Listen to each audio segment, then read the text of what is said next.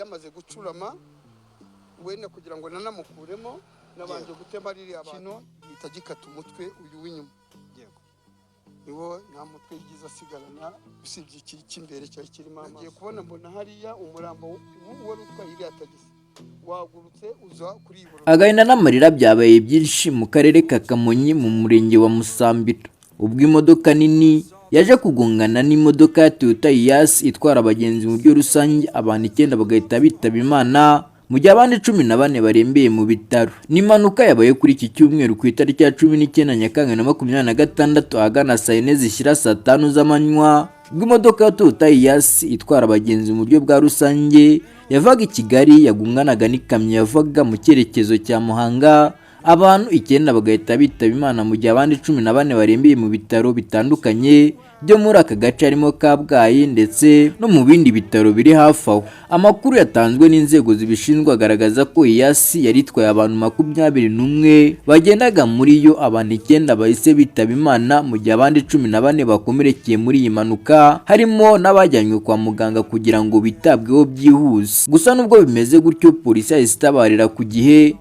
ndetse n'abaturage batabarira ku gihe, abakomeretse bajyanwa mu bitaro bitandukanye birimo Remera, Rukomo ndetse no mu bitaro bikuru bya Kabgayi, mu gihe imibiri y'abitabye Imana yahise ijyanwa mu buruhukiro bw'ibitaro bya Kabgayi. Gusa nubwo bimeze gutyo, amakosa ngo yari afite umushoferi wari utwaye Hiace. Iperereza ry'ibanze ryagaragaje ko umushoferi wari utwaye Hiace yagerageje kunyura ku modoka yari muri imbere, icyo bamwe bita kudepansa, atabanjije kureba neza kuko niba umuhanda agiye kudepansirizamo arimo wenyine bikarangira agonganye n'iyi kamyo, agata icyerekezo bikarangira havuyemo urupfu rw'abantu 9 mu gihe abandi 14 bakomeretse bikabije, bityo bakaba bajyanywe kwa muganga. Umuyobozi w'akarere ka Kamonyi kandi yashimiye abaturage ku bwitange bagaragaje ndetse no gutabariza ku gihe.